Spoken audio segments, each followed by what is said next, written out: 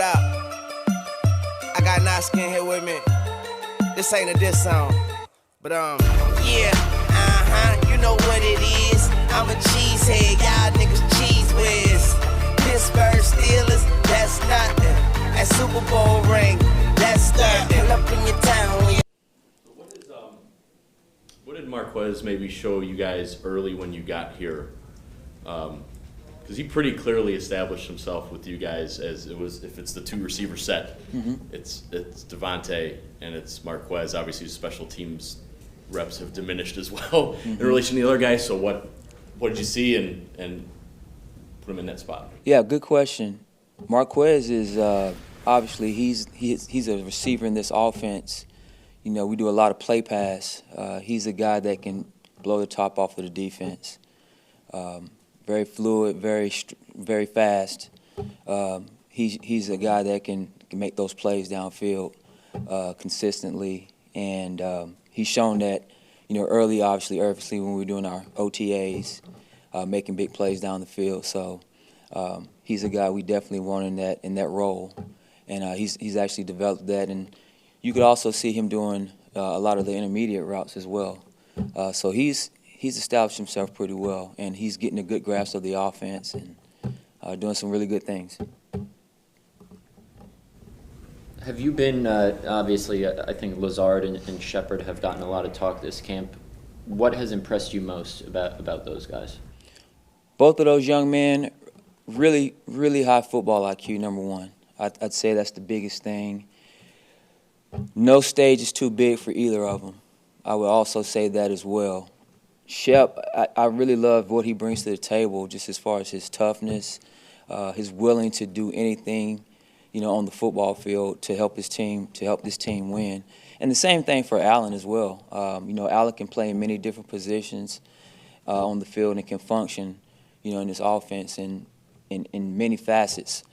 But I think the thing that I really like about Allen, what separates him is that he's been more physical in the run game. He's established his physicality in the run game and just knows what we're trying to get accomplished, you know, from a run standpoint and how it marries up with the play pass. So he's done a great job, and the effort shows up on tape. And for both of those guys, the effort is there. That's the biggest thing that you see when those two guys step on the field is just the high effort, the energy, and just going out to try to make plays. With all the competition you guys have had, Darius and Allen, probably not a great camp in just 2 weeks. I don't know if Trevor Davis tackles gets the ball. What does it say about him that he can miss 2 weeks and then show up like he did Thursday? Well, you know, the thing about Trevor is, you know, he's actually had a good camp.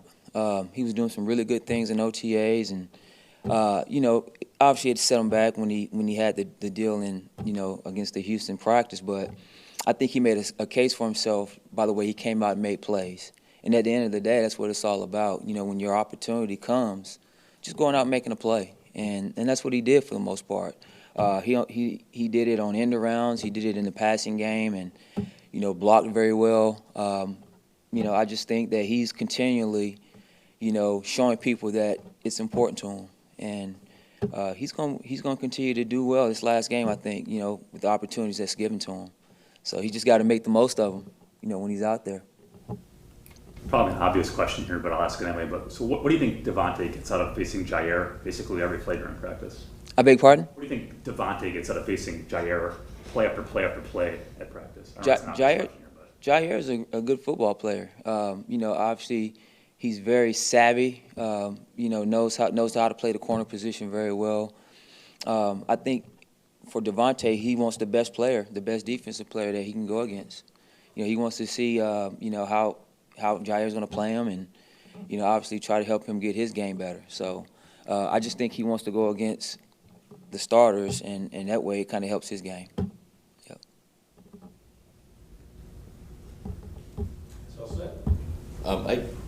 How's you know, Jake Kumerow he's been in the league since 15. And he's had good camps, and it's been staying healthy.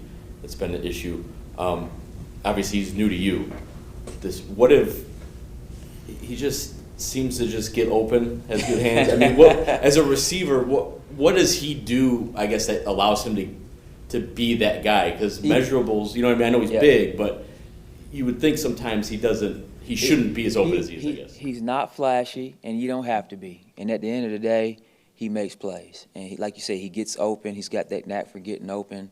And, you know, the thing that I love about Jake is that he just wants to be a part of this offense. He's readily available. He just wants to be a part of it. And he wants to play football. He loves the game of football. And that's what you want. You want guys that love the game of football, and that's who he is. Always comes with a smile on his face, always prepared, you know, ask questions in the meeting. He just wants to find ways to get better. And I really appreciate him and what he brings to our room, so to speak. So, but yeah, he's sneaky fast too. He's sneaky fast, straight line, and you know, he does some great things for us. You know, I just think he's an asset to the room. Aaron's talked a little bit about some of the innate stuff, whether it's quick hands to a spot or even the toe taps, or, I mean, having done it, is that something that you can't coach? Is that something you just learn early in a receiver's life, like as a kid, that you refine? I think Those little details, I guess. I think some of those things are innate, but I also think you can always drill things too. Some guys just have that knack for late hands when the ball's in the air and the defender's in tight coverage. But also I think there are certain things that you can drill too. And, you know, I know that Aaron likes those types of players and guys that can kind of get themselves open, you know, when it needs to be, because when something goes off schedule, you know, he wants you to be on the same page he's on. And so I think that's one of the things that, you know, Jake has developed, you know, in this short time here with Aaron. I think Aaron trusts him, and that's the biggest thing. He wants guys that he can go out there and know they're going to be where they're supposed to be, and he's going to make a play. So. With all the guys making pushes, Darius, Allen, what needs to change for Javon Morris? Probably not in the camp that he's one of them, but what do you think needs to change for him? I think, and to Jamon's credit, his attitude has been tremendous. You know, I just think it's more consistency. He's just got to continue working on being consistent. And again, when his opportunity is there and when the play comes his way, he's just got to make those plays at the end of the day.